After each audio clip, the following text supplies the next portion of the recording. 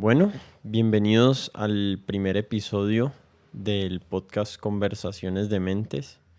Estoy muy feliz de estar publicando por fin este contenido en el que he estado trabajando. Para el episodio de hoy tenemos de invitado a Andrei Ram, que es un maestro y practicante de Hatha Raja Yoga.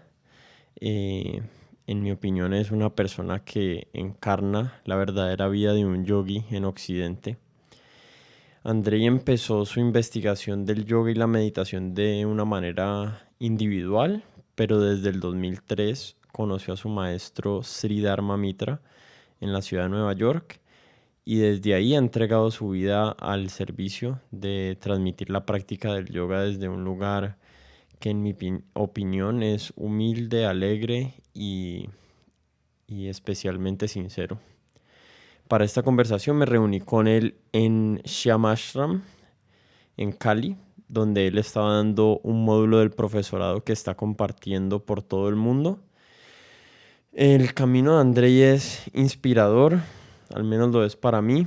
Espero que ustedes puedan aprender o tomar elementos valiosos de esta conversación para sus vidas, que lo que hablamos aquí nutra sus propios caminos y sus decisiones.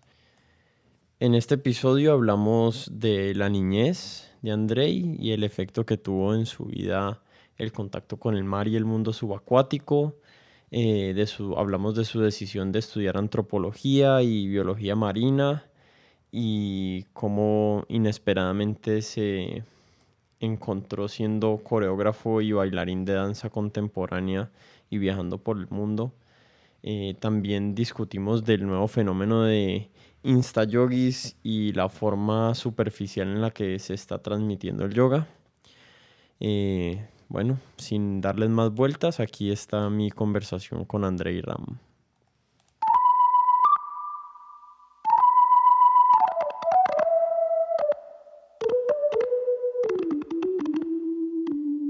Bueno, Andrei, gracias por sentarte aquí conmigo hoy, por darme este espacio aquí para indagar un poquito tus pensamientos y tu vida y que ojalá le quede algo valioso a las personas de lo que hablemos hoy aquí. Un gusto, Martín. Desde que Cami me dijo que íbamos a hacer la entrevista, digamos que me puse a investigar más acerca de tu vida y de cómo ha sido tu camino para llegar a donde estás aquí. Y empezando tu biografía en tu página web, me vi que habías estudiado antropología y habías estudiado biología marina. Y me pareció curioso el, la parte de la biología marina, no que tenga nada que ver con lo que haces ahorita, pero quería saber por qué estudiaste biología marina, qué te atrajo de ese campo de la ciencia. Yo siento que mi vida desde que nací ha estado muy marcada. Mi gran regente ha sido como una claridad respecto a la pulsión infantil, cómo ve uno la vida cuando es niño y de alguna manera he tenido la posibilidad de mantener esa visión, ¿no? Pura, de una visión, digamos, la visión infantil al respecto, ¿no? Y de ahí para adelante pues va como desarrollándose todo lo que voy haciendo en la vida. El capítulo de la biología marina realmente tiene que ver justamente porque desde muy niño tuve la posibilidad de desarrollar mucho tiempo bajo el agua. Mi padre era uno de los precursores, fue un precursor aquí como del buceo. Entonces desde niño, pues desde niño, muy niño, en el agua y debajo del agua. Y luego obviamente cuando habían salidas ya a mar abierto, pues no se le permitía a uno tan niño, 6 7 años, utilizar el tanque. Entonces pues iba acompañándolo a él, acompañando al grupo y pues naturalmente entonces fui desarrollando la apnea, la apnea libre. Y obviamente creo que eso fue un impacto muy fuerte en mi vida, porque el mundo debajo del agua es totalmente diferente, los sentidos son totalmente diferentes, el hecho también de estar sin aire, que es todo un capítulo que ahora desarrollo mucho en mi vida en el yoga. Entonces, claro, fue una fascinación por el mar y por el mundo subacuático. Y eso pues obviamente nada, llegas al mundo convencional y pues se supone que ahí el camino a seguir ahí es pues por el lado de la biología marina. Pero luego pues estuve mitad de carrera, pero pues fue realmente como una primera desilusión de la visión del mundo adulto y moderno y civilizado y racional respecto a la realidad, porque pues rápidamente descubrí que la biología marina, o por lo menos la que me tocó a mí, no era para, digamos, estudiar de una manera, digamos, más pura el medio ambiente submarino y para protegerlo, que es lo que uno quiere, sino era más lo que terminé era dándome cuenta que estaba estudiando era en ingeniería pesquera, ¿no? Que Sí. es todo un estudio, pero pues por sacarle provecho a los recursos y pues obviamente en la medida en que me di cuenta de eso, salí corriendo y estuve divagando un tiempo y luego terminé en antropología, gracias justamente también a eso, porque dije, bueno, realmente la naturaleza no necesita nada, lo que necesita es que la dejen ser. Hay que protegerlas del humano, el problema no está en la naturaleza, está en el humano. Y yo la verdad no sabía mucho del humano. Luego me pasé a estudiar antropología única y exclusivamente con el fin, con el deseo de conocer un poco más al humano y principalmente de saber por qué habíamos decidido construir esta posibilidad de mundo que terminamos construyendo alrededor del paradigma de la civilización en medio de otros mundos posibles que existieron antes, ¿no? Uno siempre se pregunta qué hubiera pasado si los indígenas hubieran tenido 400 años más del desarrollo de su visión, o, o los africanos, o los mismos asiáticos que pues obviamente ya están más cercanos a la a los modelos de civilización, pero en todo caso, ¿no? Qué hubiera pasado? Y principalmente aquí en las Américas, ¿no? Hubiera sido una realidad diferente, un mundo, una posibilidad de mundo diferente. Y solo me entré a antropología para entender al humano y entender por qué habíamos decidido construir en base al paradigma de la civilización, que es la que justamente ve a la naturaleza solamente para ver qué recursos le puede sacar por un interés egoísta monetario. Sí, yo tuve una experiencia similar con la universidad y yo de manera muy ingenua me fui a estudiar a Argentina una carrera que se llama Ciencias de la Educación.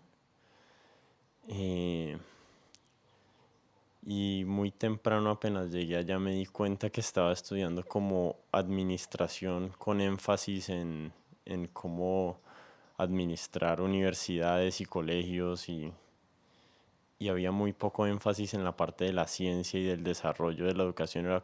Era más como, esta es la educación, ya no la inventamos y está bien hecha. Y ahorita vos tenés que aprender es cómo hacer para que un colegio funcione económicamente. Y también rápidamente salí corriendo de allí de ese escenario. Y seguramente seguir más cómo hacer para seguir la programación Sí, sí, en lugar de la educación. sí. Otro de los, además de la antropología y la biología marina, otra de los puntos importantes en tu vida fue la danza. Y estuve tratando de encontrar ahí en internet más acerca de vos como bailarín y coreógrafo, pero no encontré mucho y quería saber cómo llegaste a la danza. Pues como te iba comentando, en mi vida yo realmente nunca he tenido como una claridad o una intención hacia dónde la dirijo. Siempre tal vez por lo primero que te compartía, de seguir mucho una dirección más como pura, más infantil, una visión infantil respecto a la vida. Entonces eso naturalmente lo pone uno más en el presente y profundizar en un proceso hacia una dirección, que es la que te está llevando el deseo, pero sin ponerle como una configuración, ¿no?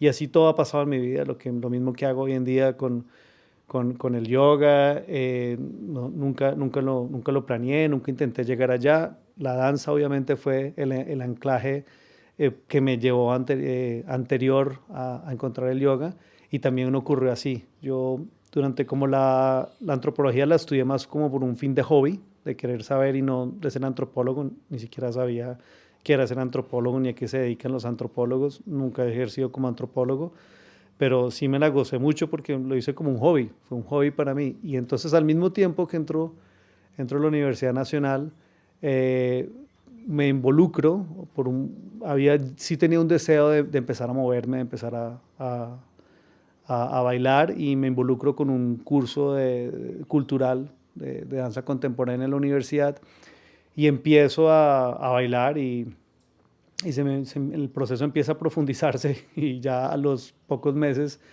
estaba dedicando 5 o 6 horas a la danza. Entonces, básicamente como que me volvió lo principal la danza y el hobby la universidad, el estudio de indagación en el campo antropológico.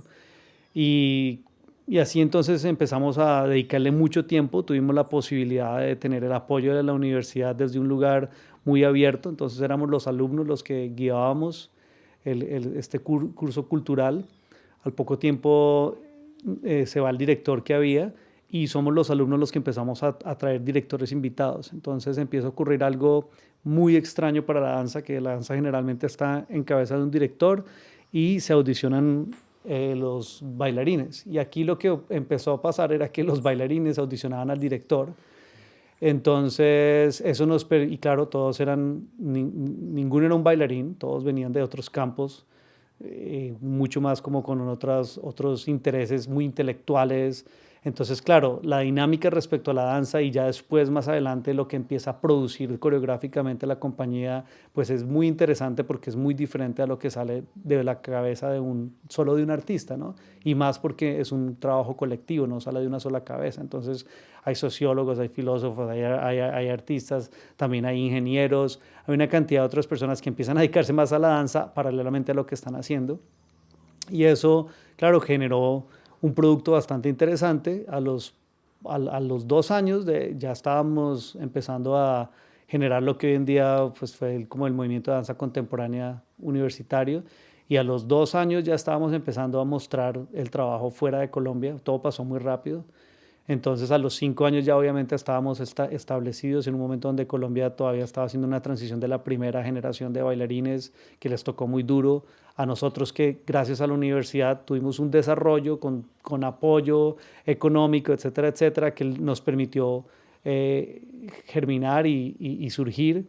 Y cuando nos dimos cuenta, a los 5 años estábamos en Suiza en una rueda de prensa hablando como coreógrafos y ahí nos dimos cuenta que éramos bailarines profesionales y coreógrafos. Vos dirías que hay como un patrón tal vez en tu vida no solo como de tropezarte con las cosas que van a terminar siendo importantes, pero también como con un aspecto tuyo de inmersión total en lo que sea que te atrae, porque muchas veces otras personas yo he encontrado caminos, he encontrado temas que me apasionan, pero tal vez he llegado como más trepidante y no he tenido hay veces la voluntad, la disciplina o la vocación para entregarme totalmente a eso que aparenta ser nuevo, que uno no le ve realmente para dónde va, pero tener la confianza de decir, no, no importa para dónde va, pero esto me está apasionando en este momento y me voy a entregar en cuerpo y alma a hacer lo que voy a hacer ahorita. Sí, mira, justamente por eso desde el primer momento te empiezo a hablar de que para mí es súper claro que es el regente de mi vida, que es la visión infantil. Porque la visión infantil es justamente es puro deseo. El niño no está pensando en el resultado. Eso ya viene más tarde con la programación, que supuestamente es educación, que es llevarlo a uno a un proceso de adultez, de adulterarlo a uno, literalmente. Y entonces, claro, lo adulteran a uno en el racionalismo y una cosa que aquí, pues obviamente es donde presento para mí, para mí la circunstancia de la vida y a lo que me dedico, es que, claro, terminamos entonces en esa visión adulta, dejamos de vivir y lo que hacemos es empezar a pensar. Pensamos la vida, racionalizamos la vida y entonces ahí todo tiene que ver en pro de un resultado, los resultados entonces generan expectativas, las expectativas generan desilusión o un aparente sentido de satisfacción, pero eso no es real. En cambio, desde la visión del niño, el niño respira, el niño vive, el niño juega, el niño vive la vida, se involucra profundamente en los procesos que le gustan. ¿Desde dónde? Desde su pureza. ¿Y desde su pureza? Del espíritu. ¿Y qué es la fuerza que sale del espíritu? Deseo. Entonces el niño se encamina por deseo a las cosas, no se encamina porque quiere llegar a un resultado, sino se encamina es por puro deseo. Y el deseo es literalmente la pulsión del espíritu. ¿Y El deseo viene del espíritu. ha sido natural para vos esa forma? Totalmente, ¿Sí? totalmente. Yo me encamino a las cosas solo por deseo, por deseo del espíritu.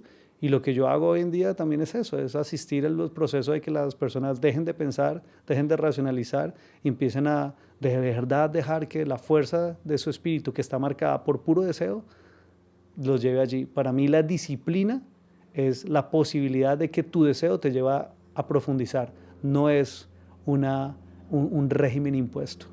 Uy, que me acabas de responder una de las preguntas que tenía para el final de la entrevista. Pero chévere.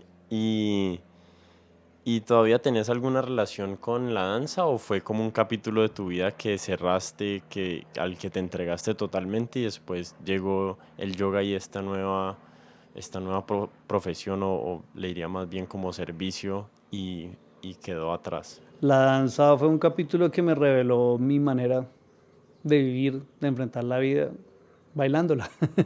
Entonces, para mí eso es la danza, que terminé siendo bailarín profesional, eso para mí es secundario. A mí la verdad no me interesaba ser bailarín profesional. Lo que me gozaba era justamente que la danza te pone en el presente, en el deseo presente y en el deseo simplemente inmanente.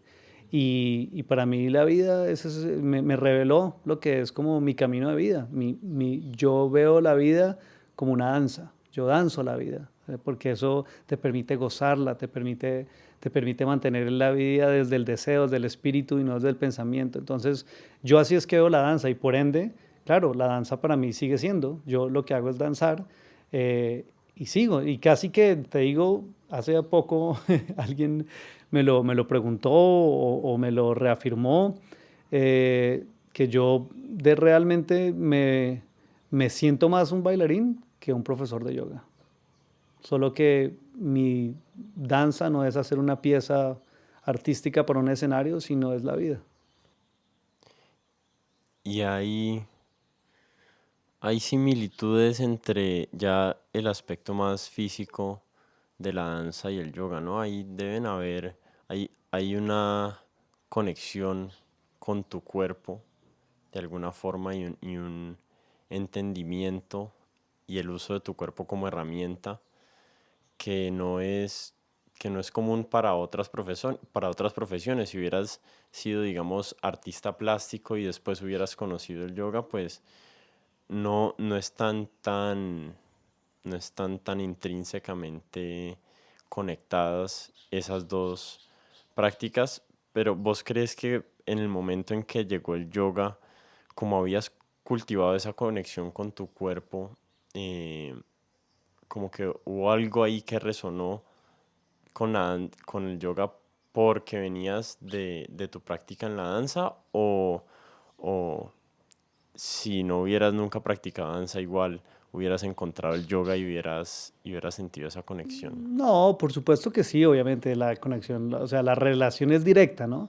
Pero yo pienso que cuando tú vives de verdad de tu espíritu, tú no tienes pierde, tú siempre vas a llegar, ¿no? Fíjate lo que el otro capítulo, el otro anclaje clave que te dije en mi vida, que fue toda esta experiencia subacuática.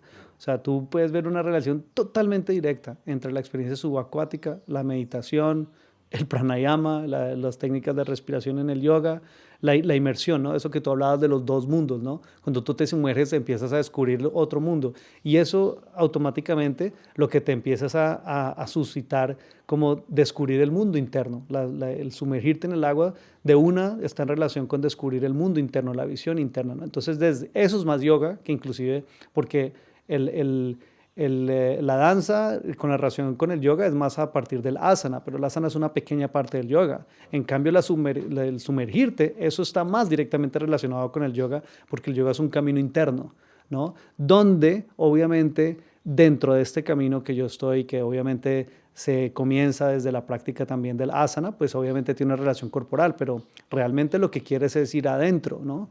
adentro y en ese momento entonces el reconocimiento del cuerpo te facilita ir hacia adentro.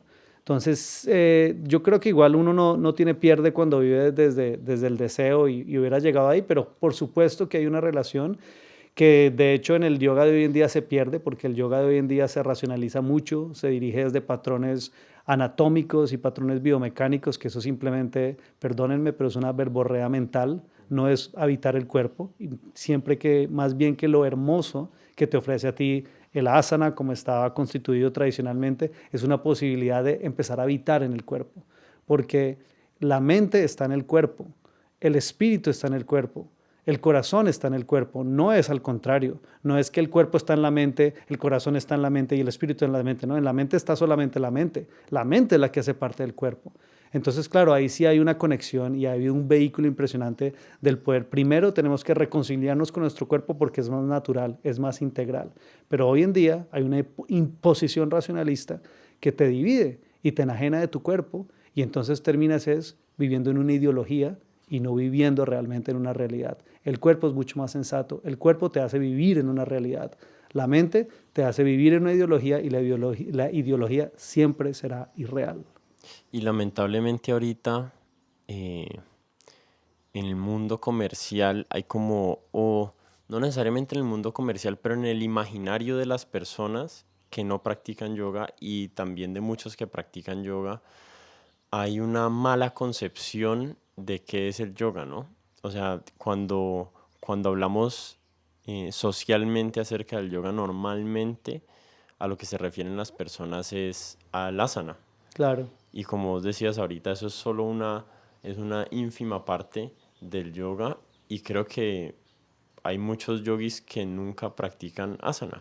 claro. Hay muchos monjes que la práctica corporal no es parte de su instrucción ni de su forma de acercarse al yoga. Total, pues parte particular es o bien una preparación o bien simplemente un mantenimiento para asegurarte un estado de bienestar integral que te permite practicar yoga, que no tiene nada que ver con el asana. Pero claro, hoy en día el asana se desarrolló, el yoga se desarrolló también una industria ideológica alrededor comercial, alrededor del yoga, y pues obviamente el producto que se utilizó fue el asana para poder desarrollar eso, y eso hace que hoy en día en el imaginario colectivo de la gente, asana sea yoga. Claro. Y, y el asana es a lo que se le puede tomar foto, ¿no? Para Instagram. Exactamente, para mostrar el resultado, Sí, porque lo importante en esta sociedad es el resultado, sí. no la vida. Em, que todos estos temas que hemos estado hablando les quiero llegar más adelante, pero creo que hay personas que van a escuchar esto que no te conocen y, y me gustaría que contaras un poquito la historia de cómo conociste a tu maestro Dharma Mitra. No sé si le decís así maestro o no, pero leí en tu biografía, en tu página web, la historia y me inmediatamente me recordó dos historias que conozco, que la primera es la de Paramahansa Yogananda y leyendo la biografía de él, la autobiografía de un yogi, desde que él es muy pequeño, él tiene como un anhelo de conocer a su maestro, ¿no? Él desde pequeñito viaja a los Himalayas, se monta en un tren con un amigo y se va aguantando hambre 4 días a buscar a su maestro en los Himalayas, no lo encuentra, después conoce una multitud, digamos, de posibles maestros y con ninguno tiene esa conexión y me voy a tirar totalmente la historia porque no la recuerdo perfectamente y lo leí hace muchos años, pero creo que básicamente él un día está caminando eh, en un pueblo en la India y escucha un llamado, una voz súper clara y él sabe que es la voz de su maestro y el momento que él ve a Yukteswar, que es su maestro, eh, como que la conexión es inmediata, no hay ninguna duda en su mente, no hay ninguna cabida que lo que, que le haga pensar por un momento que ese no es este personaje al que él ha estado anhelando tantos años. Y la analogía no es perfecta con tu historia, pero sí hay una parte de la historia que es muy bonita y similar y no sé si no la puedes contar aquí. Claro, lo que pasa es que la relación, este tipo de relación entre maestro y discípulo en la tradición del yoga y en todas las tradiciones ancestrales, obviamente están basadas más, digamos, en una estructura natural y en una estructura institucional impuesta. Entonces, ¿qué es lo que pasa? Que tú realmente, estas relaciones no son relaciones nuevas, son relaciones que ya están, ¿sí? Ya están, ya están. Es decir, uno no busca a su maestro, uno no tiene que buscarlo. Este tipo de relaciones es un reencuentro con vínculos, con personas que tú ya has estado vinculado, que tú ya has tenido un camino eh, colectivo, común, ¿no? Es difícil explicarlo, pues porque obviamente es difícil explicarlo solamente abarcando una vida, ¿no? Pero realmente nosotros tenemos todo el tiempo conexiones con personas. eh, Hablemos, por ejemplo, de una esposa, ¿sí? Una esposa con la que tú terminas compartiendo tu vida, construyendo vida por años, 10, 20 años, los que sea. Imagínate en el momento en el que tú conoces a esa persona, esa relación ya está ahí, ese vínculo ya está ahí. Y entonces tú simplemente te reencuentras para empezar a construir, materializar ese vínculo, pero eso ya está ahí. Eso ya está ahí, por eso termina siendo esa persona. Y es muy parecido en el caso de esta relación dentro de la tradición del yoga, ¿no? Entonces, yo tenía obviamente mis prácticas muy guiadas desde la conexión con la naturaleza, desde una sensatez que afortunadamente tuve desde niño de maestros indígenas que te enseñan este camino del espíritu, de la magia del espíritu, de lo natural versus lo creado, impuesto. Y en uno de estos, digamos, como rituales personales, subo a una laguna, la laguna de Iguaque, y que era mi ritual de todos los años, ¿no? Como pasar en el desierto con el fuego y luego purificar el primer día con, con una laguna sagrada y bien purificadora por el helaje. Y Agüita fría. luego, sí, agüita fría. Y entonces luego de ahí, pues nada, me voy a meditar. Ya tenía una práctica bien firme de meditación en ese momento. Y estando en la meditación, fue súper claro, así tal cual como tú lo describes, ¿no? Un llamado muy claro de un llamado de una persona y el rostro de esa persona, la impresión de esa persona aparece nítidamente en mi visión y esto fue así. Luego, 2 años después de a los 2 años de esto, yo conozco a mi maestro. 2 años después de estar con mi maestro, estoy en una meditación guiada por él. Recuerdo ese momento, abro los ojos y lo tengo a él al frente, ahí sí ya directamente y digo como, wow, o sea, esto fue lo que hace 4 años vi y este era el personaje. Solamente en ese momento, 2 años después de estar con él, recuerdo eso, ese llamado y identifico que fue él. Entonces, claro, en la mitad lo que ocurre es que es muy bonito porque yo llego a Nueva York, ya quería ahondar en el yoga, estaba buscando ya, digamos, ahí sí como alguien que me ayudara a profundizar más, pero no se me da, pienso que es la India, no se me da la India y en ese momento por cuestiones de trabajo profesional con la danza me invitan a presentar una coreografía en Nueva York.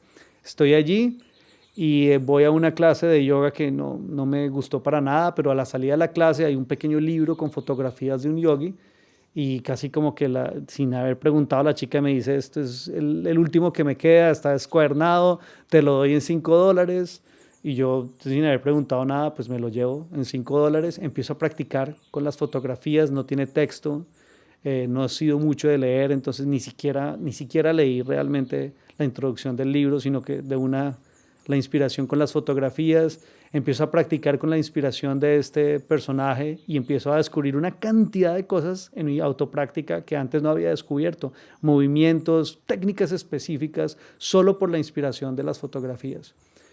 Y luego un día voy caminando No, nunca había tratado de buscar otra clase de yoga porque con esa última clase dije, no, hasta aquí no, por aquí no es.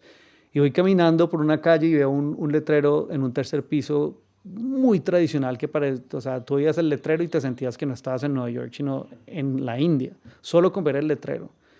Y entonces me llama la atención, entro al primer piso, en el primer piso tienen como fotos las indicaciones de las clases que dan, y estando yo ahí, de un momento a otro es como que se me van las luces, volteo a mirar y hay un señor de edad recogiendo su correo, recoge su correo, se sube a una bicicleta destartalada y se pierde, y cuando él se pierde como que vuelvo a entrar en que fue esto, un impacto súper fuerte. Me pongo a mirar las fotos y me doy cuenta que era el maestro. Entonces ya con eso quedé enganchado. Yo tengo que venir aquí mañana a tomar clases con este maestro. Y obviamente regreso corriendo a casa, súper entusiasmado a hacer mi práctica. Empiezo a hacer mi práctica. En mitad de la práctica paro, como lo mismo que hago siempre, a mirar a ver una foto de este libro que me está guiando. Y este libro es cuando las fotos cuando él tiene como 40 y pico años, pero hay unas fotos que se perdieron y él las vuelve a hacer después cuando tiene como 60 y pico años. Y yo no había, hasta ese momento nunca me había topado con una página de esas. Y De las de justo los 60 de años. las de los 60 años, porque son como cuatro nomás. Y en una de esas, en mitad de la práctica, abro y está una de las fotos de 60 años y me doy cuenta que es el señor que acabo de ver unas horas antes. Y claro, obviamente fue una cosa emocionalmente súper fuerte. Entonces yo no entendía nada, empiezo a llorar como, ¿qué es esto? Y al otro día voy, entro y son 10 años que paso al lado de él, una identificación absolutamente clara con él. 2 años después pasa esta otra meditación donde reconozco que fue la visión que tuve hace 4 años De la laguna. de la laguna. Qué bonito. Y es Dharma Mitra tu maestro, ¿no? Dharma No Mitra, hemos, no hemos hablado. Dharma Mitra. Y ¿recordad la primera conversación que tuviste con él? Sí, bueno, una de las cualidades de nuestra relación es que hemos podido, los dos apreciamos mucho la relación en silencio, y creo que eso fue algo que como que confirmó y nos hizo ya también de su parte hacia mí como eh, eh, sen- eh, profundizar y acercarnos mucho más, ¿no? Porque pues obviamente él ya es una personalidad, en ese momento ya era una personalidad, ya todo el mundo queriendo preguntarle cosas, pero yo lo que más disfrutaba de él era todo lo que él expresaba cuando no estaba hablando, porque es donde mayormente expresa. Y disfrutaba mucho, y entonces también no preguntaba, y él entonces claro, se dio cuenta de eso, se empezó también a sentir extremadamente cómodo conmigo por poder disfrutar y entender esa comunicación silenciosa, y eso fue lo que nos acercó, y eso es como para la mejor manera como de responderte, porque realmente las conversaciones más profundas que hemos tenido las hemos tenido en silencio. Y a nivel ya, digamos, verbal, nuestra comunicación ha sido básica, simplemente la instrucción de lo que tenía que hacer yo en el templo, porque desde ese día entro como karma yogi, prácticamente viviendo. Entonces, nada, pinta esto, limpia esto, mueve esto, y de resto jamás en mi vida le pregunté nada de yoga. Luego las conversaciones ya son respecto a, no sé, a cuidar los animales, cuidar los ratones que estábamos cuidando en ese momento ahí en el templo. Eran cosas, las conversaciones siempre han sido Espérate, cosas. ¿estaban cuidando ratones? Sí. Ok.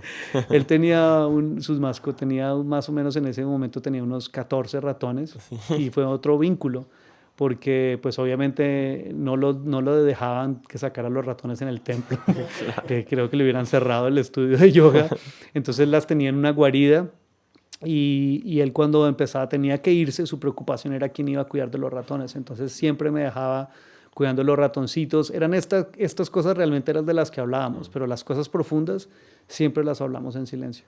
Ahí me acordé también de otra historia de ese libro de autobiografía de un yogi que fue súper importante en mi vida. O sea, fue como un antes y un después de haber leído ese libro. Y estaba recordando otra anécdota que también me voy a tirar porque ya fueron muchos años, pero creo que era del padre de Paramahansa Yogananda, que era discípulo de Lahiri Mahasaya. Y hay una anécdota, no sé si es de su papá o de otro discípulo que pasó, me voy a inventar el número, pero 10 años yendo a sentarse al lado de su maestro en silencio. El maestro nunca le dirigió una palabra durante 10 años y después de 10 años por fin le dice 3 cosas: anda y me traes un vaso con agua o lo que sea, que para él fue, o sea, le tocó el corazón, pero hay mucho para decir de los vínculos silenciosos que uno crea con las personas, ¿no? Yo he tenido vínculos en silencio con distintos personajes en mi vida con los que he trabajado, he conocido, y hay veces no hace falta tanta conversación para comunicarse, ¿no? Sí, realmente, bueno, dentro de este camino, este es el sendero que se llama el Raya Yoga, que es el camino interno hacia el yoga y pues claro, digamos como una herramienta de meditación se llama Kriya Yoga y todos estos métodos de Kriya Yoga no se pasan en silencio, ¿no? Se revelan en silencio y se pasan en silencio lo que nosotros le llamamos el proceso de Shaktipat, que claro, estas cosas a veces suenan esotéricas, pero qué bueno que tú lo apuntes desde un lugar mucho más cotidiano. Si tú te das cuenta, o sea, compartir una conversación la podemos compartir con muchos, pero compartir de verdad un silencio, ahí es donde tú sabes que esa persona realmente es cercana a ti. Y por otro lado, pues desafortunadamente la palabra, la, como lo que pasa con la naturaleza la usamos, la comercializamos, creamos una mercancía de la naturaleza y nosotros somos parte de la naturaleza, entonces eso es lo que hace que también nos enajenemos de nuestra naturaleza y que todo lo nuestro, sin darnos cuenta, inconscientemente lo irrespetemos, como la palabra. La palabra también es irrespetada, mal usada, sobreusada. Si tú te pones a dar cuenta, uno fácilmente el 80% de las cosas que habla no son necesarias. Y cuando tú realmente puedes volverle a darle ese respeto a la palabra como aliento de vida, te encuentras que la palabra es extremadamente poderosa. Esto es parte también de la enseñanza del yoga, ¿no? Cuando tú logras eso, cualquier cosa que tú dices es igual a materialización, porque está en el respeto de la realidad. Y entonces, por ende, la palabra vuelve y retoma su poder materialización. Hay un maestro de meditación Vipassana que me encanta escuchar y que ha sido como mi guía estos últimos años, que se llama Joseph Goldstein, y en una conversación que escuché de él con otra persona, él dice que él ha estado poniendo su atención en la sensación de querer hablar cuando está en una conversación, y que él ha discernido que muchas veces ese querer hablar, realmente lo único que está diciendo, las palabras no importan, lo único que está diciendo es: yo estoy aquí, como yo también estoy aquí presente en esta conversación, nótenme.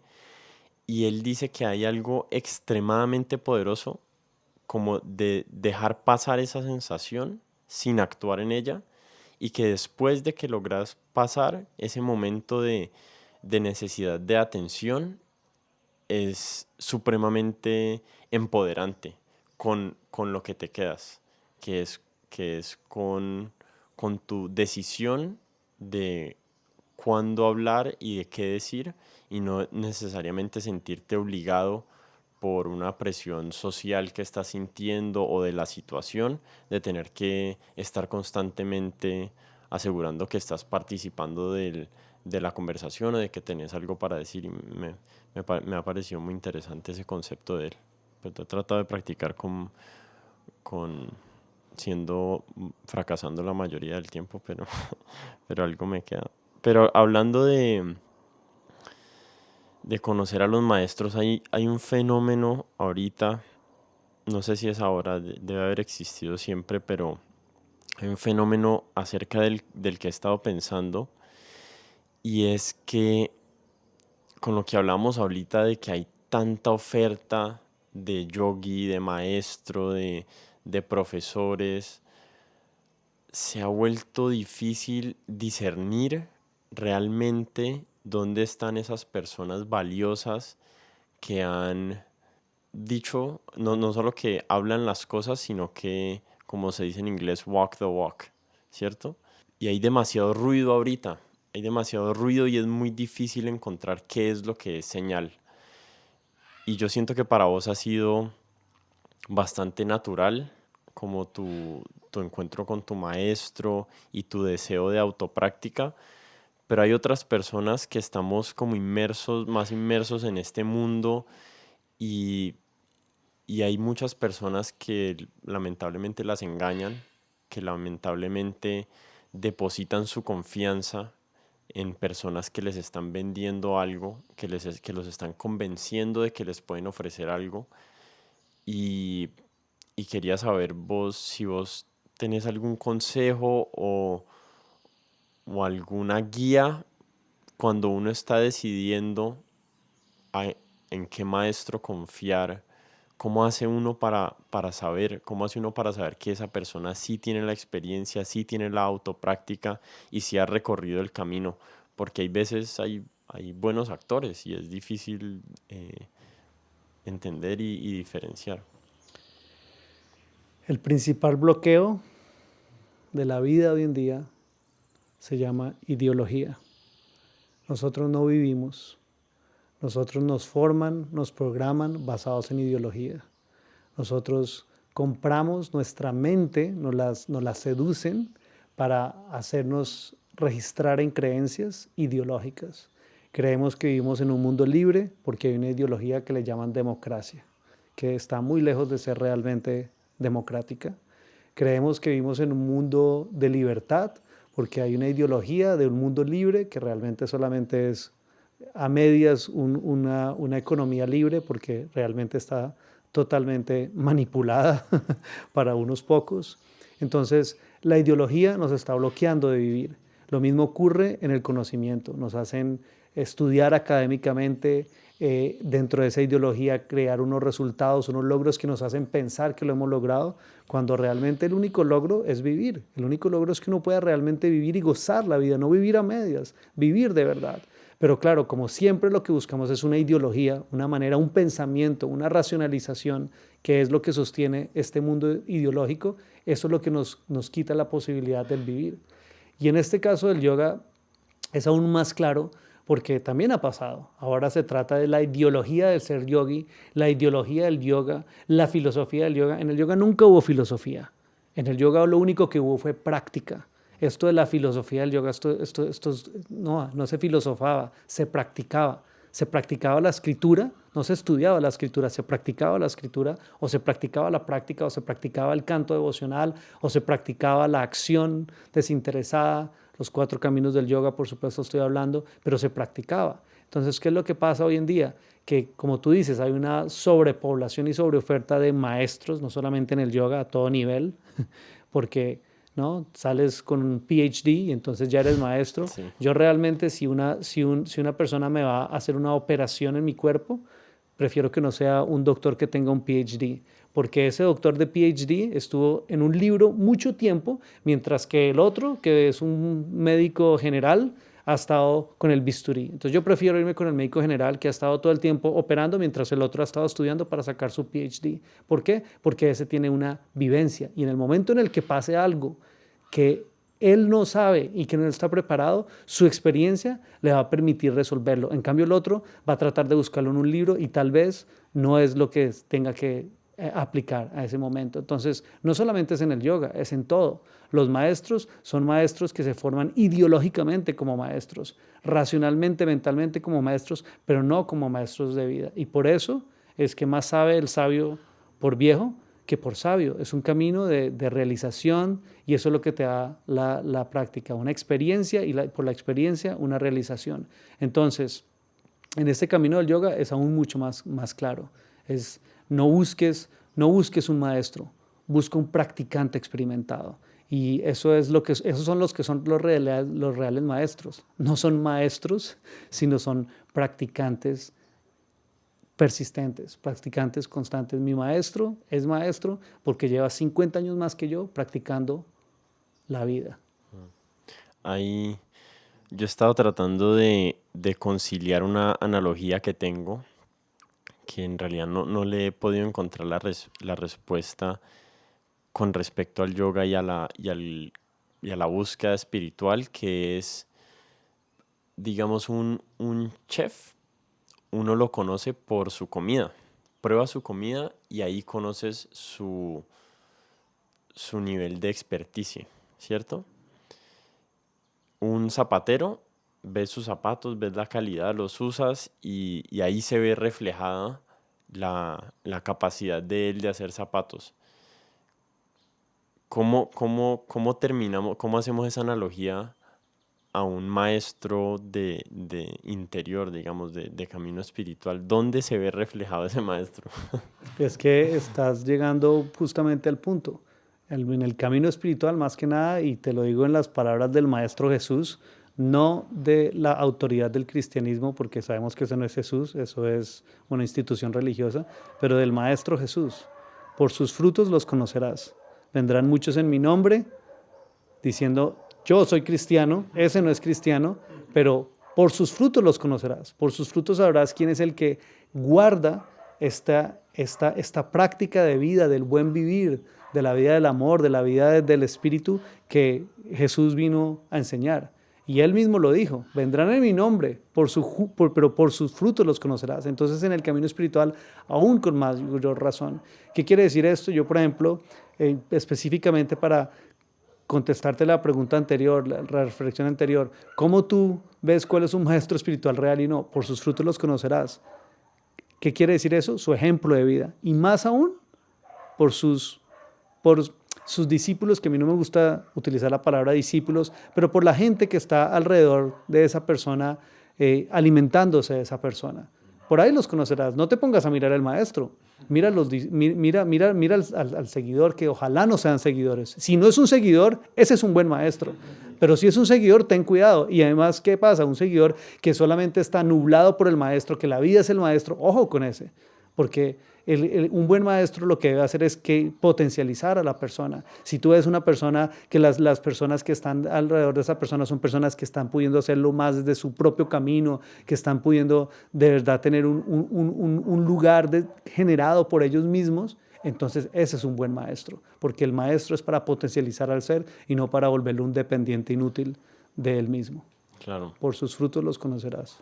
sí. Y claro, en la analogía el final es el discípulo, entre comillas, como dijiste, es el fruto del maestro, ¿no? O sea, sí, lo que sea que lo rodee es la evidencia de su vida y de su práctica. Absolutamente. Pero no lo vayas a mirar en el estudio de yoga o en el salón de meditación. Míralo cuando esté comiendo, míralo en el lugar más cotidiano y cómo se mueve en la vida, ahí sí vas a saber el Claro. fruto.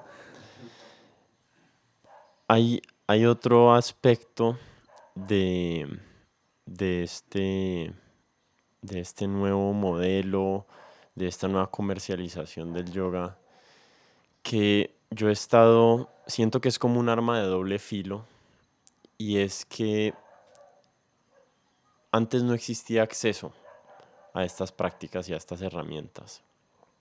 Y ahorita hay mucho más acceso, pero es un acceso superficial y es un acceso diluido.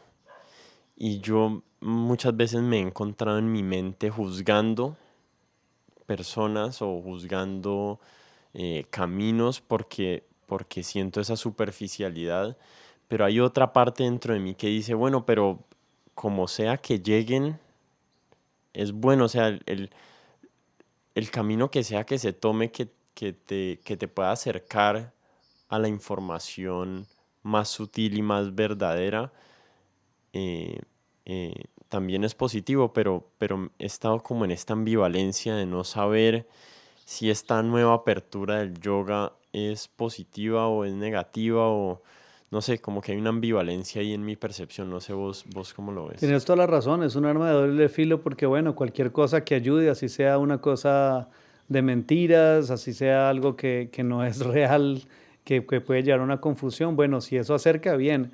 Pero el problema es que también está el peligro de que antes todo lo contrario, cierre la puerta, ¿no? Porque una persona que entra en un camino espiritual, en una búsqueda espiritual por una necesidad que realmente tiene y termina de pronto en una verdad, en una mentira, en un engaño, pues es una persona que puede terminar cerrando su búsqueda espiritual para toda la vida, Claro, se puede ¿no? perder Se ahí puede la perder ahí. oportunidad. Entonces, para mí también esto también será un arma de doble filo y pues yo lo que pienso es que lo que te he venido diciendo, ¿no? Dejar de pensar y pasar a la acción. Eso me trae a mi paz y eso es algo como que yo quisiera compartir con quien sea que escuche esta conversación. Mira, lo que más paz trae es vivir, es la acción. Si tú te sientes preocupado, por ejemplo, en este caso, por todo lo que está pasando en la comercialización y todos los engaños que están habiendo a nivel espiritual, que es gravísimo, porque si una persona decide, que termina engañado y eso lo lleva a cerrar su búsqueda espiritual, su búsqueda es cerrarse la búsqueda de su propio ser. Y eso es gravísimo. Entonces, para mí, en lugar de quedarme ahí como pensando, ¿será bueno que se popularice o no que no? Entonces yo lo que hago es salir afuera y hacer lo que tengo que hacer, que es ofrecer la práctica para que las personas se metan en la práctica. No, yo no soy el que trae la verdad. Yo lo que actúo es ofreciendo la práctica. Yo llegué a donde llegué fue por la práctica, no por mi maestro, sino porque mi maestro me ofreció la práctica y la práctica misma me ofreció la práctica. Entonces yo salgo a ofrecer la práctica, porque el que ya se encamina en la práctica real de lo que tiene la capacidad de ofrecer el yoga, esa persona en el momento se le puede atravesar cualquiera otro y de la práctica le va a dar el discernimiento para saber identificar quién está llevando un camino de engaño y quién está llevando un camino de verdad. Claro, no hay atajos, ¿no? Toca caminar el Hay que camino. caminar el camino. Nadie va a venir Hay que con la caminar nave el camino. espacial a Entonces, salvarte. salir del pensamiento, empezar uno a caminar su camino, dejar de pensar y caminar y, obviamente, invitar a otros a que caminen con uno para que encuentren su propio camino. Bueno, yo tengo una pregunta egoísta, pero creo que es relevante también a otras personas que sufren de lo mismo, de mi misma condición, y es, hay veces, o para mí ha sido difícil mantener, voy a decir la palabra disciplina, pero no quiero que sea esa la palabra porque el concepto que me diste antes de acercarse a la práctica como un niño sin la necesidad de que sea la obligación lo que me está haciendo estar ahí, es una forma más saludable y una forma más alegre de, de tener una autopráctica. Pero muchas veces, eh, personalmente me ha sucedido que tengo como como que me caigo del tren y el tren me deja y entre más vagones pasan y más días pasan que, que he dejado de cultivar. En mi caso, para mí es la meditación, porque no soy un practicante cotidiano de asana, pero cuando me caigo de ese vagón de la meditación, me cuesta muchísimo volverme a subir, volver a arrancar y tener la constancia con la que venía practicando antes. Y no sé si hayas sufrido eso o tengas algunas reglas propias de, bueno, no salgo de mi casa si no hago, si no tengo mi práctica o no sé qué consejos nos puedas dar. Vuelvo y enfatizo, el problema es que esta idealización, esta ideologización, para inventarme esa palabra, de la vida es lo que nos está bloqueando. Entonces también hay una ideología de la disciplina y hay una ideología de la práctica. Y eso no es ni una disciplina real ni una práctica real. Y entonces eso, tarde o temprano, no nos permite realmente crear una disciplina. Imponer puede crear un hábito, puede crear un marcaje, pero la disciplina tiene un efecto muy, muy poderoso en uno, que es la posibilidad de mantenerse encaminado. Y eso solamente puede ocurrir cuando realmente se logra invitar y se logra encaminar desde el deseo. Entonces, esto es muy importante para la educación. A los niños hay que buscarles, hay que tener más atención para buscarles el clic desde su deseo, cómo encamino yo ese deseo hacia una disciplina. Claro, ¿no? Los límites, por supuesto, que tenemos que ayudarles a desarrollar los límites, ¿no? Pero siempre tener más atención para buscar desde dónde puedo yo encaminarles si se quiere redirigir su deseo hacia esta necesidad de levantarte a tal hora, acostarte a tal hora, que tengas una buena disposición en tu alimentación, ¿no? Pero obviamente otro elemento extraño acá que no permite eso es el reloj, porque el reloj lo que hace es que enajena la realidad, que es el tiempo y el espacio. Entonces, son cubículos. ¿Cuál es la diferencia cuando tú estás en la naturaleza entre las 9 de la mañana y las 9:15? No hay diferencia. Pero cuando estás mirando el reloj, eso es totalmente importante. Eso es totalmente importante. Entonces, la alimentación del niño. Claro, yo por eso intento, ¿no? El niño obviamente se tiene que ir al colegio a tal hora pasa el bus, pero la hora de la levantada, yo me levanto 15 minutos antes que él y, y para tener un gap como 15 minutos antes y 15 minutos después donde yo juego, para que tenga yo un margen de jugar, para que pueda en media hora y no en un minuto levantarlo a la hora que es, sino que puede haber un juego donde hasta que le puedo enganchar el deseo, algo que lo desee a despertarse, algo que lo desee a irse a bañar, algo que lo desee a irse al colegio. Y cada vez hay que ser extremadamente creativo, porque cada vez hay que encontrar algo de esto. Entonces, ocurre lo mismo. Si tú piensas que la ideología de la disciplina es que tienes que hacerlo todos los días a las 4 de la mañana, pues te estás imponiendo y tarde o temprano eso se seca y no es aplicable a la vida. No es aplicable y no es efectivo para la vida, no es útil para la vida. Y si tú le pones ideología a la práctica y piensas que la práctica es sentarte quieto, cerrar los ojos y quedarte ahí por 15 minutos, 21 minutos, pues eso tampoco en algún momento ayuda, pero en algún momento no te estás dando cuenta que tienes la posibilidad de meditar en 2 segundos. Y eso sí que es útil para la vida, que tienes la posibilidad de meditar cuando estás caminando, cuando estás comiendo, cuando estás hablando, y eso sí es útil para la vida. Entonces, esa es mi práctica y esa es mi disciplina. Estoy todo el tiempo en la práctica. ¿Por qué? Porque simplemente lo que hago es ver cómo desde un lugar de vivencia practico, cómo respiro, cómo medito, ¿qué es la meditación? Apagar la mente para entrar en conexión con el ser real, con el espíritu. Entonces, no es solamente sentarme y quedarme quieto. La práctica de la meditación es hermosísima, dice en cualquier momento, y se vuelve tan delicioso y tan útil cuando descubres la multitud, la sinfonía de maneras de meditar, con ojos abiertos, caminando, mientras hablas, y entonces siempre estás en la práctica, porque la práctica es la vida. Pero para eso hay que quitar la ideología de la mitad. Hay, hay dos cosas que me quedan, digamos, de eso que dijiste. Primero, con relación a lo primero que estabas diciendo, me quedó la sensación que estabas diciendo que como que la fuerza de voluntad es un recurso agotable.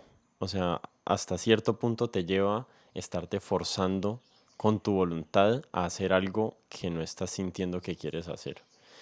Y la segunda parte es para evitar que la práctica sea a partir de esa fuerza de voluntad, tenemos que recaer más es sobre que la creatividad alimente nuestra forma de relacionarnos con nuestra práctica y que no sea, digamos, de una forma tan cuadriculada como nos acercamos a ella, sino que hoy me dieron ganas adentro, mañana afuera, hoy voy a meditar mientras desayuno, mañana sí me voy a sentar 1 hora con los ojos cerrados y así se hace de una forma más amena y más natural y no se hace como un computador o como un, no sé, como un operario de fábrica que a las 7 de la mañana prende la máquina y ya sabe qué es lo que tiene que hacer todo el tiempo y está condicionado a actuar de esa forma.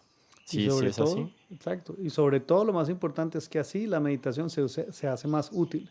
Se hace tan útil que inclusive ese operario de fábrica que tiene que prender la máquina a las 7:0000 puede meditar mientras que está prendiendo la máquina a las 7:00 y esa situación, esa realidad cruel de cada día la puede transformar. La puede transformar y puede liberarse estando ahí todos los días por los siguientes 20 años más de los 30 que ya lleva aprendiendo a las 7 de la mañana, puede liberarse y puede encontrar una vivencia diferente a esa vida monótona que le está poniendo, porque la libertad tiene que venir de adentro, no puedes depender de que entonces este operario tenga que buscar otro trabajo diferente.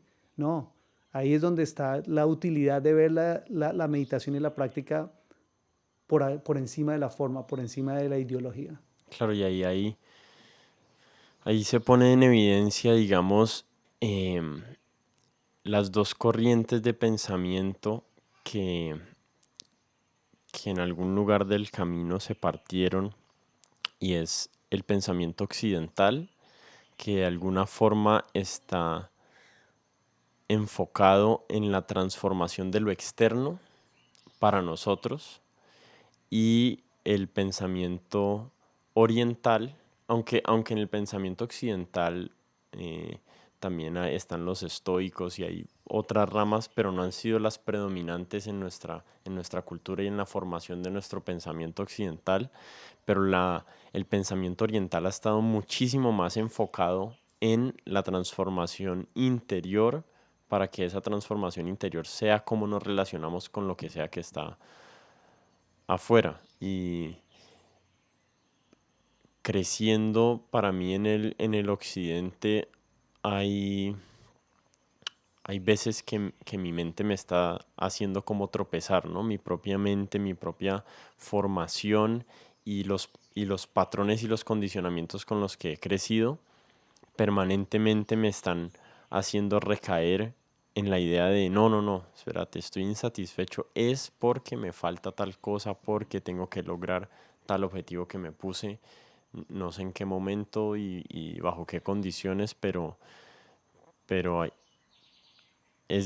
veces es difícil salir de esos patrones, y sin duda el yoga y la meditación para mí son herramientas contundentes para ayudarnos a liberarnos de ese círculo vicioso de, de deseo malsano y de objetivos inalcanzables en el que en el que permanentemente estamos, ¿no? Sí, es que pobres, ¿no? Nos ponen una carga muy fuerte, resultado, resultado, resultado, y por eso no nos dejan vivir.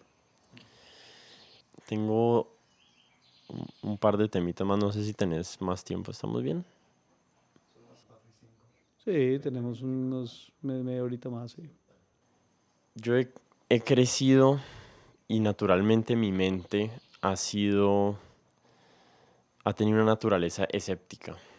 Todo lo que me traen yo normalmente primero dudo y después creo.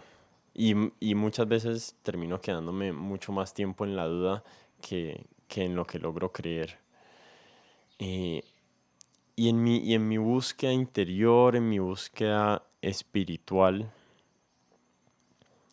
muchas veces he sentido ese aspecto de mi mente como como una carga, hay veces como una zancadilla que me voy haciendo a mí mismo, y me ha limitado en mi capacidad de entregarme a experiencias que, que quiero tener, experiencias de, digamos, de rendirme, de no estar permanentemente tratando de controlar todo lo que está sucediendo. Y, pero también al mismo tiempo me gusta ese aspecto escéptico de mi mente, me gusta el permanente cuestionamiento de las ideas, me gusta revolver esas ideas en mi mente, buscar conexiones. Entonces, la pregunta es la siguiente: ¿vos crees que hay un camino para mentes escépticas que se les dificulta específicamente la fe para, para llegar a algún lugar en este camino de la autorrealización, o la fe y, y la capacidad de creer es indispensable? Para mí el escepticismo es un don, y es un don tremendamente imprescindible en el camino de la autorrealización. Si no hay escepticismo, no puede haber autorrealización, básicamente para mí. Pero lo que pasa es que hay dos maneras. El escepticismo te puede llevar a dos maneras desde donde lo tomas. Si lo tomas desde la duda, te lleva a la mente. Y la mente te lleva a la ideología, y la ideología no es real. Y entonces siempre te va a llevar a la confusión y te va a bloquear. Por eso digo que la ideología es lo que bloquea, te va a bloquear de vivir, de rendirte, de encontrar algo allí. Pero si el escepticismo, en lugar de vivirlo desde la duda, simplemente lo vives desde la contemplación, es decir, el escepticismo desde el espíritu te lleva al espíritu, y el escepticismo desde el espíritu es para no saltar a suscribirte a algo, para registrarte en algo, sino para contemplar, que es la pulsión última donde lleva la meditación. Entonces, escepticismo sí, pero jamás desde la duda, porque eso te lleva a la mente. Escepticismo es de la contemplación, que eso te lleva al espíritu. ¿Qué es la contemplación entonces? Que no saltas allí, sino que contemplas. Y solo cuando esa contemplación te lleva a una vivencia, la contemplación te lleva a la vivencia, y la vivencia entonces te lleva a la realización, a decir, claro, ya no tienes que decidir, ya no tienes que decir saber si sí o si no, averiguar si sí o si no, porque entonces la contemplación le dio un espacio a la vivencia, y la vivencia ya te revela, te da la realización de que esto sí, esto no, y no tienes que decidir. Yo creo que uno de los frutos más hermosos del desarrollo del vivir desde el espíritu es que te libera del tener que tomar decisiones. Porque cuando tú te sientas, después asentas en el espíritu, generas esa contemplación genera una posibilidad de vivencia, y esa vivencia genera una realización hacia lo que sí o hacia lo que no. Y externamente, nuestros grupos y las personas con las que relacionamos, uno siente que, que tienden a necesitar que uno se suscriba a ciertas creencias para participar, ¿no? Muchas veces hay como una presión de, bueno, si querés ser parte de esto, estas son las cosas a las que te tenés que suscribir, y si no, pues no puedes participar, pero realmente no estás aquí como el resto de nosotros, ¿no? Y es difícil tener la seguridad para uno permanecer en ese estado contemplativo, como le decís vos, o de no decisión, o de abstenerse del juicio, eh, porque uno tiene la necesidad también de complacer, ¿no? Uno quiere ser parte, hay un aspecto natural del ser humano de querer ser parte del grupo, de quererse sentir identificado con algo. Y al mismo tiempo, estoy hablando aquí todo el tiempo desde mi punto de vista, pero es la experiencia que yo he tenido, yo lo he sentido como esta lucha entre el deseo de pertenecer y la, in- mi incapacidad de aceptar eh, vivir mi vida en los términos que los demás me están imponiendo. O en realidad nadie me lo está imponiendo, ¿no? Solamente están diciendo, bueno, así son las cosas. Pero yo creo que hay muchas personas como yo que precisamente por esto, por esta incompatibilidad, eh, no tienen acceso a este mundo que compartimos aquí en el ashram, de la meditación, del yoga. Y no sé, me da como pesar que muchas veces este tipo de personas sean aisladas o sean rechazadas porque no necesariamente encajan dentro de las creencias y dentro de las conceptos que hay en diferentes grupos, ¿no? Ya sea de yoga, ya sea de budismo, ya sea de el catolicismo, el cristianismo. No sé qué pensás acerca de eso. La condición humana real es una condición colectiva. O sea, esa necesidad del pertenecer es porque nuestra naturaleza es una naturaleza colectiva, participativa.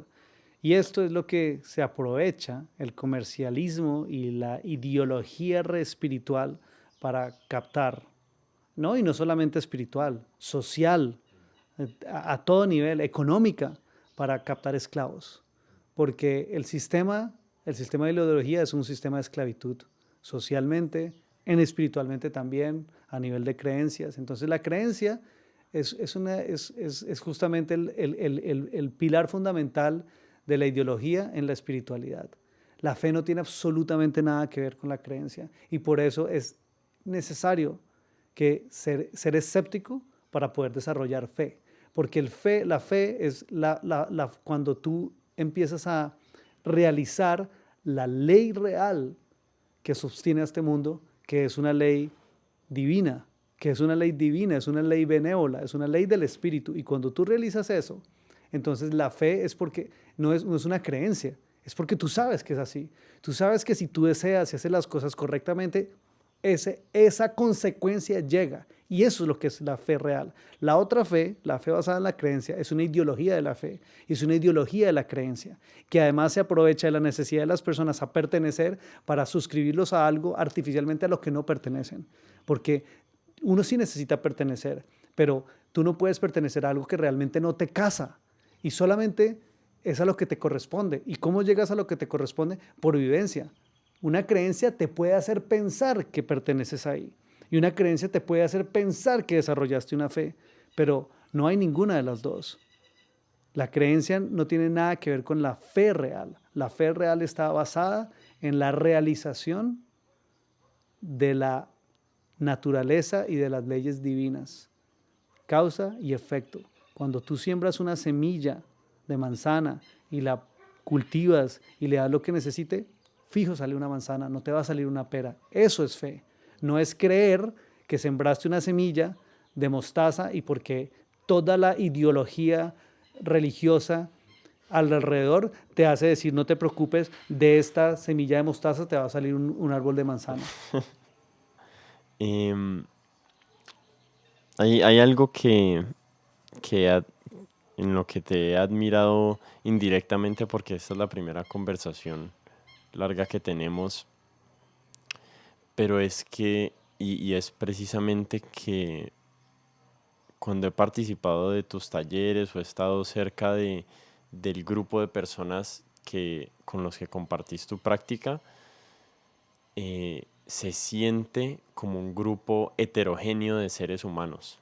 No se siente no se siente como un culto, donde todos van vestidos igualitos, piensan lo mismo, actúan de la misma manera, sino que hay una mezcla de personalidades, de incluso creo que de creencias religiosas y, y de alguna forma todas esas personas están aceptadas para que vos compartas tu práctica con ellos. No te excluyen por tener una religión occidental o por tener una religión oriental, sino que es inclusivo tu compartir y yo lo he experimentado a través de las personas con las que compartís tu práctica, con los que me he hecho amigo, ¿no? Que veo reflejado en ellos eso mismo que siento cuando vengo a compartir en en tus talleres y me ha parecido muy valioso y siempre me he sentido eh, súper cómodo. Me he sentido como que, uy, aquí hay un montón de raros igual que yo. Aquí hay un montón de personas que piensan distinto y nadie los está forzando a tener un pensamiento específico, sino que es aquí venimos a compartir y después el trabajo real cada cual lo hace es en su casa y en su tiempo y en la autopráctica es donde realmente va a recibir los frutos de lo que sea que está aprendiendo aquí, ¿no? Este es un camino de autorrealización. Si realmente es un camino de autorrealización, ¿sabes qué es lo que más crea? Diversidad. Fortalece la diversidad, porque cada quien encuentra su propio camino y cada quien tiene su propio camino y entonces la expresión de su propio camino genera más diversidad. Pero al mismo tiempo, esa diversidad hace que se encuentre el lugar común, colectivo, que compartimos, que podemos compartir. Y esa diversidad antes es lo que nos permite compartir. Si anulamos la diversidad, ¿qué carajos vamos a compartir? ¿Lo mismo? Eso no es compartir. Y eso es fundamental en el proceso de autorrealización. Y muy específicamente, aquí se hace con una sensatez y desde un lugar humano, porque nosotros no podemos alcanzar la espiritualidad desde una creencia, ideología del espíritu y del espíritu por el espíritu. La bendición de ser humano es que en el humano reside un espíritu. Y la única manera de llegar a eso es justamente desde el camino humano. Entonces no es desde el camino de la creencia, de la ideología, del culto del que está por encima del otro, sino es desde el camino humano, de la coacción, del compartir. Y eso se llama amistad. Todo, todo lo que se trabaja a diario y con arduo trabajo a diario en este trabajo es para generar más amistad, amistad real, amistad sensata. Entonces lo que tú experimentas ahí no es algo que yo genero. Yo tengo la bendición de ser el puente, de estar incrementando esta inmensa y bellísima amistad de seres humanos que están cada vez más libres y más diversificados en su propia naturaleza de cada quien. Eso para mí es como mi gran bendición. Mi trabajo es simplemente ser un eslabón de acrecentar una gran amistad entre muchas personas diversas. Y todo está basado ahí y yo tengo un extremado cuidado en que jamás me pongan las programaciones con las que vienen las personas en un lugar de maestro. Y que jamás se pongan en una programación de una cula, de una comunidad, como se dice, espiritual, de un culto. No, no, no, no. Tú estás acá invitado a ser parte de esta amistad, pero aquí somos amigos. Aquí no somos ni un culto ni nada y yo aquí no soy ningún maestro. Yo aquí simplemente soy la excusa para que nos juntemos todos a ser amigos. Y por eso es que experimentas lo que se experimenta y por eso es que yo soy tan feliz en mi trabajo, porque yo simplemente me relaciono con amigos, sino que cada vez más doy la posibilidad a que hayan más amigos y los que todavía no son nuestros amigos, pues también se vuelvan nuestros amigos. Sí. Que- sí, increíblemente valioso esa forma de acercarse a enseñar, ¿no? Porque básicamente no es la regla para las personas que están compartiendo en este espacio su autopráctica espiritual. Normalmente lo que se genera es como un aislamiento del maestro y no sé si lo hagas, o sea, sé que es como vos ves que realmente se, se da el cambio en las personas a través de esta relación, porque creo que fue, por lo que me contabas anteriormente, fue como fue tu relación con tu maestro, que él no, que no necesariamente era un culto a él, sino que él estaba compartiendo su práctica era para él y de su autopráctica nació enseñarle a otros, pero no fue como que él practicó y se volvió maestro para enseñar, no se volvió maestro para volverse esta figura que ahorita es, sino que siempre ha sido para él y quería saber si de alguna forma esta concepción que tenés de tu servicio eh, es también como para conservarte a vos mismo, para conservar a Andrei, porque muchas veces las personas que llegan a estas posiciones de maestros parece que, parece que pierden su propia vida y su vida se vuelve básicamente al servicio de los demás y los deseos de los otros. Así pareciera que es al revés, pero pierden su privacidad, todo el tiempo tienen a alguien acompañándolo, sirviéndolo, cuidándole las cosas y algo que mencionabas en tu primera historia de Dharma era que él bajó a recoger su correo, él se montó en su bicicleta viejita a ir a hacer sus vueltas por Nueva York y y no es lo que es común para personas de su estatura, digamos, o de su reconocimiento, que ya hay cierto punto en que están es rodeados como de la palabra en inglés es entourage, pero no sé cuál sea la palabra en español, que de alguna forma los están aislando de relacionarse con el resto del mundo de una forma natural y de tener esa amistad que vos estás diciendo aquí. Mira, en esto, Martín, sí es una de sabes, como te había dicho antes, Dharma nunca específicamente me ha dicho nada, ¿no? Pero esto es una de las cosas que específicamente sí, él me regaló y me alertó y, para decirlo humanamente, me salvó el culo. Porque cuando tú empiezas a dar este servicio, efectivamente, tú no sabes esto. Y tú en algún momento empiezas a hacer apoyo para muchas personas y la gente se nubla justamente porque están programadas por la ideología y sin darse cuenta entonces empiezan a crear un culto y a ponerte en un lugar, en una forma que no es la que tú estás ofreciendo. Y obviamente ahí entonces puedes tú morder el anzuelo de que te guste tener a todas estas personas a tus pies y claro, o no morderlo, pero si no lo muerdes ya salirte de ahí es muy difícil y el caso es que ya termina siendo un esclavo del ego espiritual o un esclavo de los demás. Y Dharma sí fue específicamente claro en esto. Y él, antes de irme, me dio unas guías específicas para que tuviera cuidado yo para no caer en esa trampa de esclavitud que él, de la cual él no se pudo liberar. Por eso fue que él me dio esa alerta, porque hoy en día justamente eso es lo que ha pasado. Él a Dharma le pusieron una forma, tienes todos esos seguidores que les dicen así, que lo ponen en ese lugar, como si él no se tira peos, y justamente lo primero que hace cuando lo ponen ahí es levantar y hacerse el que se tira un peo para bajar a la gente de todo ese cuento de que lo miren como un dios y lo miren como un humano. Entonces eso sí fue un regalo increíble que me dio él, de que me dio unas guías específicas para que tuviera cuidado de no caer en cosas donde las personas pudieran empezar a engancharme en esa manera y obviamente de salvarme también del peor de los egos, que es el ego espiritual, mantenerme siempre con los pies en la tierra, humilde, que es lo que el gran ejemplo que es él para las personas.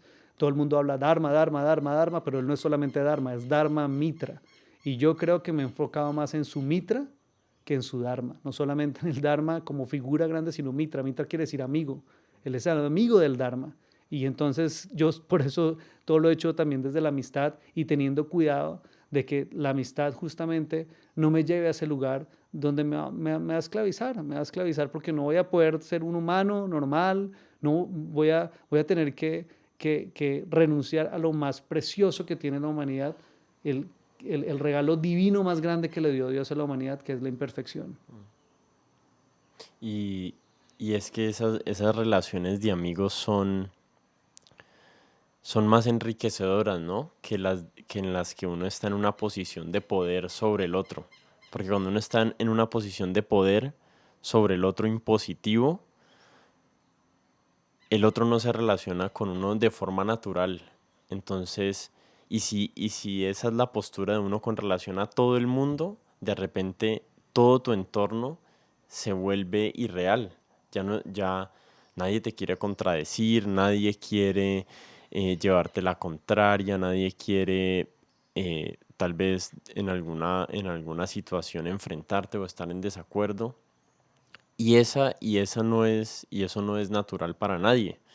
Pero lamentablemente es como viven muchas personas y incluso ahorita antes de empezar lo hablábamos, ¿no? Que es la vida de los famosos, la vida de las personas millonarias que están aislados en su mundo, en su burbuja, donde todo el mundo está al servicio de ellos, ¿cierto? Y pierden ese contacto con la realidad, con sus amigos, con las relaciones verdaderas en las que uno está de acuerdo, pero muchas veces en desacuerdo, que uno puede tener encontrones, que uno puede tener Imperfección. imperfecciones, ¿cierto?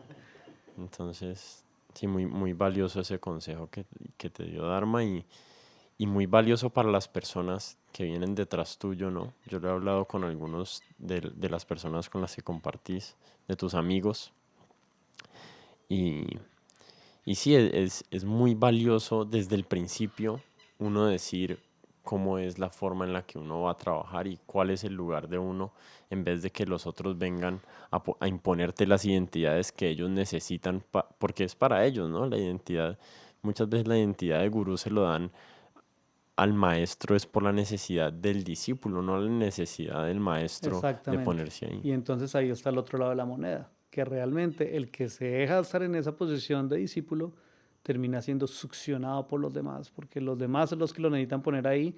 Él en algún momento se lo cree o no se lo cree, pero en todo caso lo están succionando. Y si se lo cree, ahí es donde nosotros llamamos, empieza a pisar en el lado oscuro, porque ya no puede vivir de su propio ser, de su propia conexión con la fuente divina, sino que tiene que vivir desde esa retroalimentación con los otros y se vuelve un vampiro.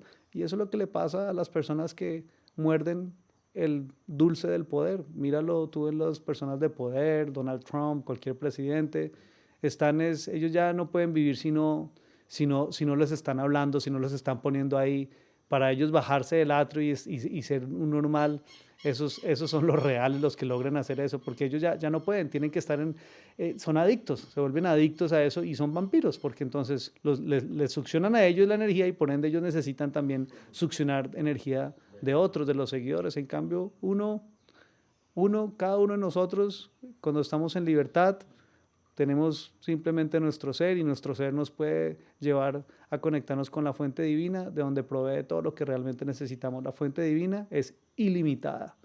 En cambio, la fuente de poder siempre será limitada y siempre te va a llevar a una adicción y a volverte un junkie de los demás. Sí. Bueno, tengo unas últimas preguntitas curiosas, pero muchísimas gracias por darme este espacio y estuvo muy chévere la conversación. Aquí vienen las preguntas. Cuando te digo la palabra exitoso, ¿en qué persona pensás?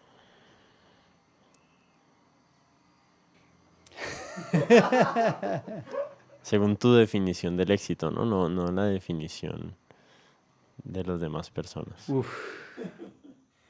Es que realmente el éxito para mí es bastante deplorable.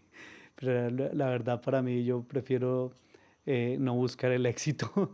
Entonces las personas que yo veo como exitosas son personas que han encontrado algo más allá de su éxito. Y te voy a botar una sólida.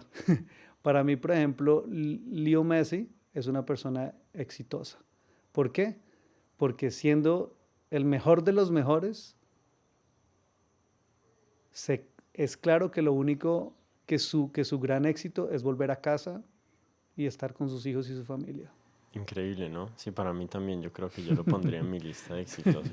Te lo pongo ahí no por ser el mejor jugador de la historia del fútbol, sino te lo pongo ahí es por poder mantener la humildad estando donde está. A pesar, sí, increíble.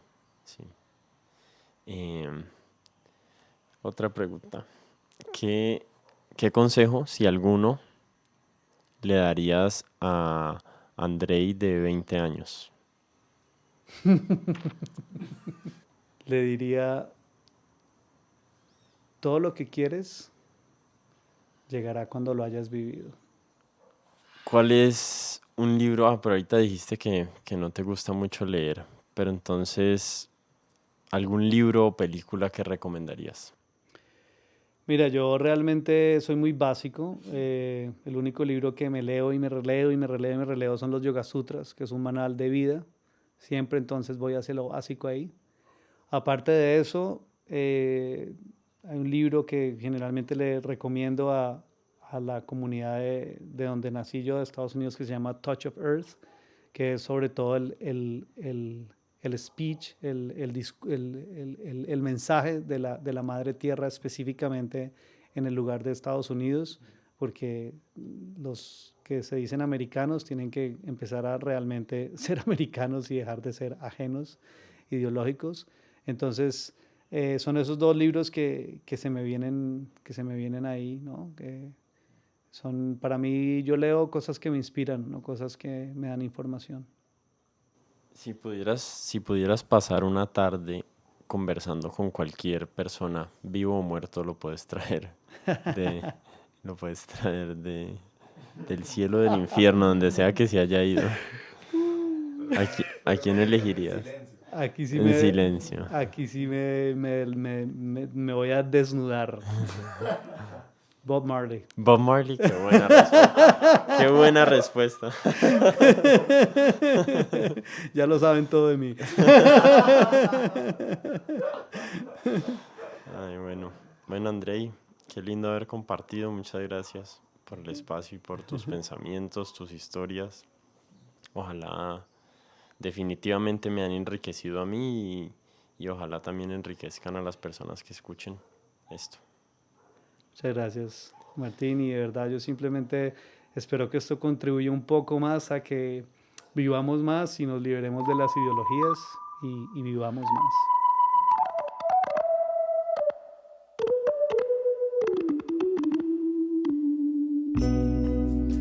Bueno, ese fue el podcast con Andrei. Espero que lo hayan disfrutado. Para mí definitivamente fue un placer haber compartido con él ese tiempo. Saqué muchas lecciones de nuestra conversación. Espero que ustedes también lo hayan hecho. Les pido el favor que se suscriban a nuestro canal en Apple Podcasts, que nos den una reseña. Tienen que ir a la parte de abajo del canal y ahí está donde pueden calificar el podcast. También les pido el favor que se suscriban a nuestro canal de YouTube o donde sea que estén escuchando este podcast. En los próximos episodios van a estar muy bacanos. Se viene Nicolás Uribe, que es un psicólogo con el que hablamos del eneagrama, de la psicología transpersonal, de muchos temas relevantes. Y después de eso viene Cintia Montaño, que es una música caleña que ha grabado con Carlos Vives y tuvimos una conversación también súper interesante. Bueno, muchas gracias por oír y espero vernos la próxima vez.